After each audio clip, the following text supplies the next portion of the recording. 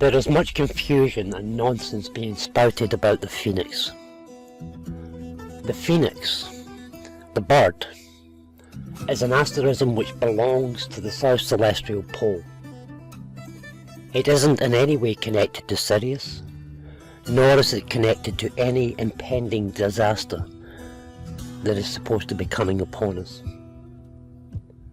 Sirius, the dog star, sits in Orion's portion of the sky, further north, because Sirius is Orion's dog on land, in the Great Hunt, which is in the land of Canaan, or Canis Major, Canis Minor, the land of the dogs. The phoenix, however, is in a different portion of the sky altogether.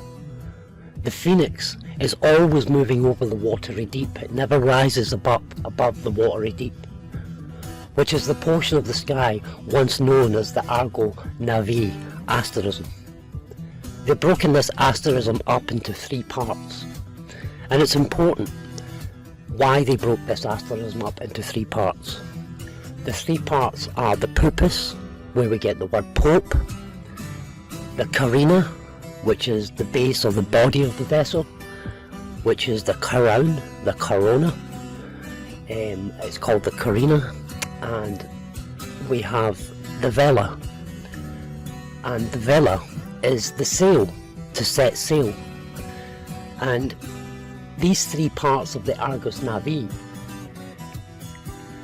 are the 3 city-states that rule the world, your citizenship. But beside the Argus Navi, in the watery deep, the phoenix sits. The phoenix is very important in its own right. It represents that place where you have to get off the ship, the citizenship. It also represents the anatomy of man, which moves over the Isle of Man too, this ship, as do all the stars.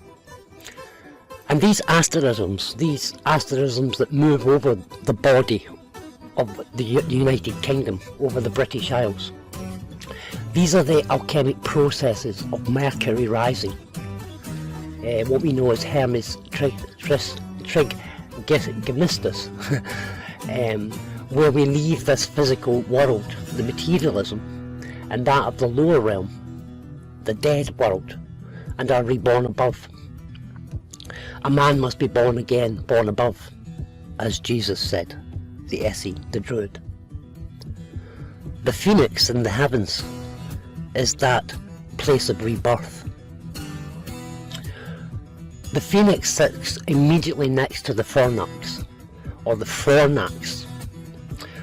These are also parts of the brain. The other celestial birds are the sculptor, the grus, and the toucanon, and they sit immediately to the south of central Scotland, and also over Ireland, Ayr. They touch the hydrus, one of the beasts which moves over the area that we know as Argyllshire, and all the stones are marked in Argyllshire, showing this.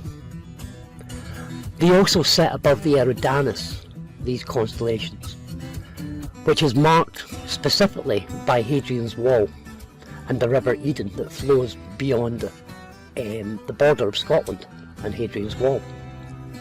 Hadrian's Wall was never built by Hadrian or the Romans. It marks the celestial heaven, the river we know as the Milky Way. And between Hadrian's Wall, or the wall that we know as Hadrian's Wall, and the Antonine Wall, this was the celestial heaven, or the celestial river, which the Argus Navi rode upon. As most people will know, I've mapped all this over Scotland and Ireland. Just east of Newgrange sits Dublin, the Phoenix Park, over the Solway Firth, Dumfries and Galloway. This area in the heavens is marked geographically on the earth and has so been named as the Solway, Dumfries, which is Dan fire, the fires of Dan, which is the fornax, the fires where the soul is purified, the Galloway, or the Gale, the Ghoul, the Ghost way. This is the way of the soul, the spirit, the ghost, as it passes through the houses, on the ecliptic, over the central belt through Orion, to Aries at the Firth of Forth.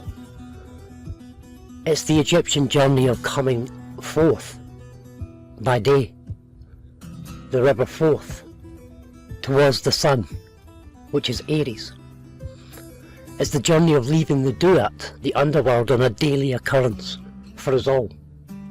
And it occurs over these areas of Northern Ireland and Central Scotland, the South and Central Scotland. It all happens within the spine of Albion, the Great Tree. I've mapped all the 12 gates of the Duat over Ireland and Southern Scotland, and each of the zodiacal houses which the Egyptians knew we must pass through daily to receive enlightenment in Aries. In the Greek story of the heavens, it is Jason and his Argonauts who must leave the ship, the Argos Navi, to receive the Golden Fleece on land in Aries, on the tree, or from the tree, which is Edinburgh, of course. I have mapped and documented the majority of the standing stones in this area. The only place I haven't recorded is Kilmartin Glen in Scotland, because I haven't visited it yet. But I already know that a place nearby called Furness, which is in Argyllshire, as I've been there and mapped the stones there, are shown to represent the Furnix and the Phoenix above, as it is also in Barrow and Furness, just south over the border from here. And it's in the name, Barrow and Furness. You see, the Central Scotland is the bar, the legal system when you get off the ship. And Barrow and Furness is the bar row on Furness. It's telling you this place, this alchemic process goes on where you leave the world of materialism and rise up into the river of life. The Furnix asterism and the Furnix is also a place within the brain, so it's a consciousness that goes on. And that would mean that Kilmartin Glen, the star maps there that are on the flat stone carved out, are actually a map written within the brain, within the amygdala. So there's a union there between the man and the woman, the Mary Magdalene, amygdala, and the Christ, the Holy Spirit within you. And this is what the journey is up the spine of Albion. It's the journey of the Holy Spirit. The Fornax and the Phoenix are asterisms which have also been identified by Anders Collins in his book Stars, Stones and Scholars, and he identifies this entire area, in fact the entire world, showing this journey through the heavens and how it's mapped on the stones. I speak about Anders Collins and his books Stars, Stones and Scholars quite a bit. It's worth getting the book if you want to understand any of the symbolism and any of the signs that are out there. And remember that our ancestors have written all this in stone. So I've been looking at these stones and I have been mapping the stones. And as I've been mapping the stones, I've been mapping the human anatomy over the British Isles for at least 40 years. And it's by studying the standing stones, the barrows, the mounds, and the ancient megaliths and the British Isles that we see that the British Isles are not naturally formed. They have been formed or created in the shape of a living man, with all his organs and his capillaries, which are our roads and our canals. They're all set in place precisely with the stars above. And anybody who is familiar with my work will know that the Kabbalah tree is also projected over the names of the roads, the A roads, the B roads, A72, A77, and so on. But I do a post there, other videos showing that. So I've been mapping the human anatomy for over 40 years, and I've been looking at the standing stones to create this this vision of the body, which is the British Isles. And what I've discovered is there are 3 celestial spirals over these isles. And the Phoenix, which is what this video is all about, the Phoenix, as with all the asterisms that move over, are mapped in these 3 areas over Britain, which is the Tree of Albion. It's mapped as the upper world, the middle world, the lower world. The upper world and the upper and final area where the Phoenix arrives is projected and recorded in stone in this area in Northern Ireland, also in Newgrange and in Scotland's south and northwest. And all the standing stones show these asterisms, including the Phoenix.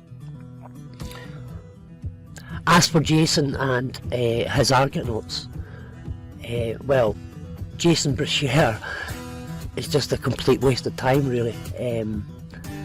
It's because of this that I'm making the video, because he's talking about a disaster coming, and the Phoenix being the symbol or the sign of that disaster. But it's just total nonsense. It's fear-mongering. I seen Jason coming years ago with his bullshit theories. I tried to make contact with him, Flat Earth British and Campbell from Autodic Tactic, and they're all idiots, really, and they don't know how to research anything. There's many times I've gave them information, especially Campbell, and he's taken no heed to it because he's on an agenda. He's on his own. They're all on their own egotistic trips, and they don't listen to anything that anybody says unless you're part of that Argonaut group along with Jason. So yeah, I reached out to them many times, so they never listen. They just want the fame and the cult following. And I'm making this video not to attack them, but just on the back of, you know, the same as Marty at the Gnostic Academy. He's trying to put things straight, and I'm trying to show things as well. There are many people being led astray by Jason Breshear, and to me it's all code. Jason Breshear is the lower world, the lower realm, and he's been recruited, I believe, too, for that purpose, to keep everybody in the lower material, logical, historical, factual, but not allow people to use that information, because that's the way Jason's information is presented. It's just information, and people can't decipher that information because they're not looking at the heavens. And what I say to everybody is we can't research anything and say this is fact until we understand what that canopy above us is. We can't say this is fact, this is going to happen, this happened in the past, until all of our research, all the symbols and signs that we're seeing down here can be understood from the movements of the heavens above. And what I'm basically trying to say in this video is what I say all the time. If we're not looking at the heavens above to decode all the symbols and the signs that we see around us, then we will be led off into all sorts of theories and deceptions, and we will end up not realising it.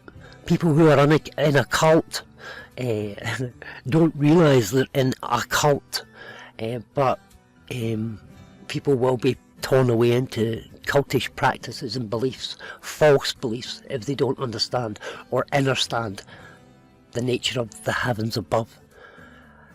Our ancestors marked all these things on stones. Think of the size of these stones all over the world. The size of them and the time it took to carve them. Okay? These stones tell the story of the heavens, not corruptible paper and books. The heavens declare the story. They declare the truth. And the heavens project everything down onto the earth below. As above, so below.